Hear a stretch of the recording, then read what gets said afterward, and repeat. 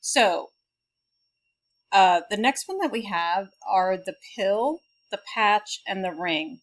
And so,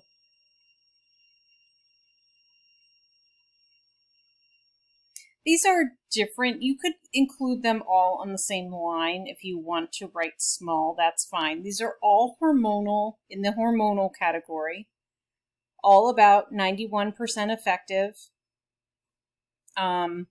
They release progesterone or a mix of estrogen and progesterone. For the pill, it has to be taken at the same time every day.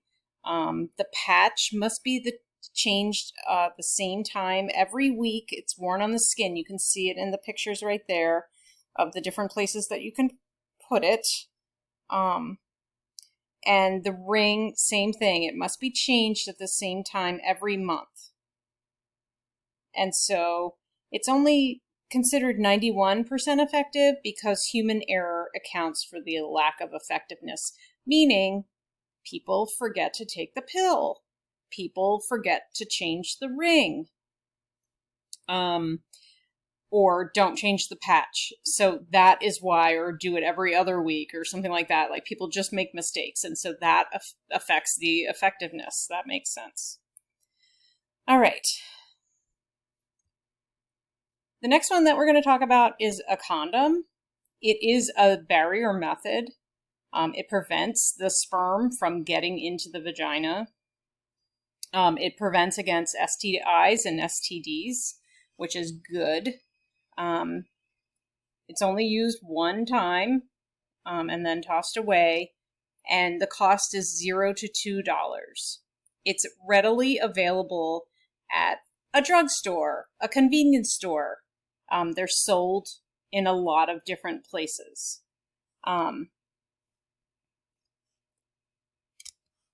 So go ahead and fill out the chart, please. Rocket science. I mean, just open the package and put it on, right? Well, sure, but there are actually some things you can do to make condom more effective at preventing pregnancy and sexually transmitted infections. First of all, condoms can get old and weak after a couple of years, but every condom package has an expiration date. If it's past expiration date, use a newer condom. The package should be sealed so that when you squeeze it, you can feel a little air bubble. If the outside is sticky, damaged, or torn, it could mean that the condom is damaged. That's no good. Open the package gently with your fingers. No scissors or a sharp object that will poke a hole through the latex. Next, you want to pinch the tip of the condom. This gets rid of any air bubble that could cause the condom to break. Before the condom touches the penis, make sure it will roll down correctly. If you put it on the wrong way, it won't roll down easily. Roll down the condom to the base of the penis. Smooth out any air bubbles and add lube. Now you're ready for intercourse. You don't need my help for that. After sex, hold the condom against the base of the penis while pulling out. A lot of guys will lose their erection very soon after ejaculating. If you wait too long, the penis will get soft and the condom will roll off or semen will spill out. Holding the condom against the penis while pulling out prevents that from happening. Take the condom off away from your partner. Tie it close and you're done. Congratulations, you just prevented a pregnancy, a sexually transmitted infection, or both. Let's talk lubrication. Some condoms come lubricated, some don't. Some people like extra lubrication. Lubrication is a good thing, but make sure it's the right kind. Oil-based lubricants weaken the latex, making it more likely for the condom to break. So always use a water or silicone-based lube. Not sure if your lube is condom safe? Check out the package or read the ingredient list. Allergic to latex? Use a non-latex condom. So let's review. Expiration date. Check the package. Open gently. Pinch the tip. Roll correctly. Hold the base. Tie it off. No oil-based lube. I know it sounds like a lot, but if you don't have a lot of experience, you can always practice on yourself ahead of time. Don't have a penis? I'm sure you can find something around the house that will work. Condoms are available for free at many Planned Parenthood health centers. To find the one near you, visit plannedparenthood.org and click on Find a Health Center. So the next category, or the next birth control method, is the female condom. And I know that I have one here. I'll show it to you and pass it around if people want to see it. It's 79% effective against pregnancy. It is a barrier method. It prevents STIs and STDs, and it is inserted into the vaginal canal. It's not as readily accessible. I think it might be harder to find at a drugstore, but it is an option.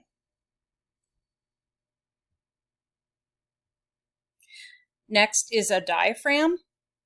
It's 88% effective. Again, it's a barrier method. It's inserted into the vaginal canal next to the cervix to prevent sperm from entering the uterus. And for best results, it should be used with spermicide. It is $0 to $75 with a prescription, and it's not left in the vaginal canal for longer than a couple of hours.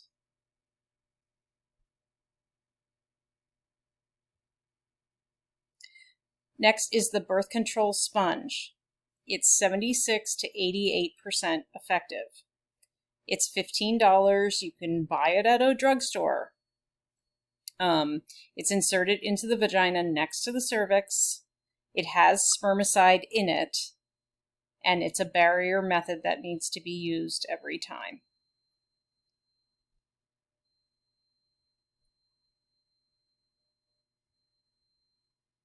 The next one is a cervical cap. This actually fits over the entryway of the cervix, so no sperm can get in there. It's smaller than a diaphragm and can be left in for up to 2 days, and again, combined with spermicide. Some of these can be combined, well, I guess all of them can be combined with other things to increase effectiveness. Spermicide. I believe I have a sample of that also. 71% effective, used best in combination with other barrier methods, and should be used every time. It's about $8. It paralyzes and kills the sperm. Fertility awareness method is also called family planning. You might recall when we looked at the calendar when we were talking about ovulation, when we looked at the calendar to decide when whatever her name was the most fertile, and if she wanted to get pregnant on the calendar, when would be the best time for her to try to get pregnant. And so people use this as a strategy to not get pregnant. For teens, especially if teens have, or anybody has an irregular period, this would not be an effective method. If it can't be tracked when a person is ovulating exactly, then it would not be a good option. So it includes taking body temperature, charting the menstrual cycle, monitoring cervical mucus, and then not having sex on certain days because the female knows that she is ovulating at that time. Withdrawal is otherwise known as pulling out. It's about 70% effective. However, for teens who are less self-aware, it might be less than that. And the reason why is because they're less likely to know when the time is to pull out. The important part of this is that pre-ejaculatory material, we talked about it during the male reproductive system, that comes out, comes out from the Cowper's gland, you might recall, remember the cow gland, that material that comes out first also has some sperm in it. So even if a male is pulling out, it still could have fluids that have sperm in it, okay? So there is a risk of pregnancy for that one.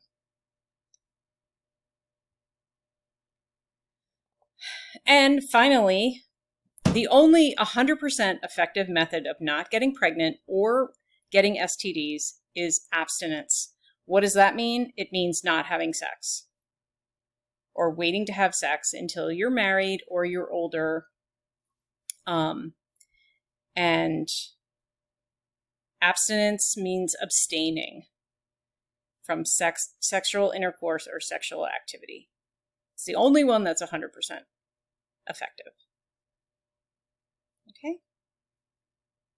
And so I hope you were able to fill in the chart, and thank you for watching.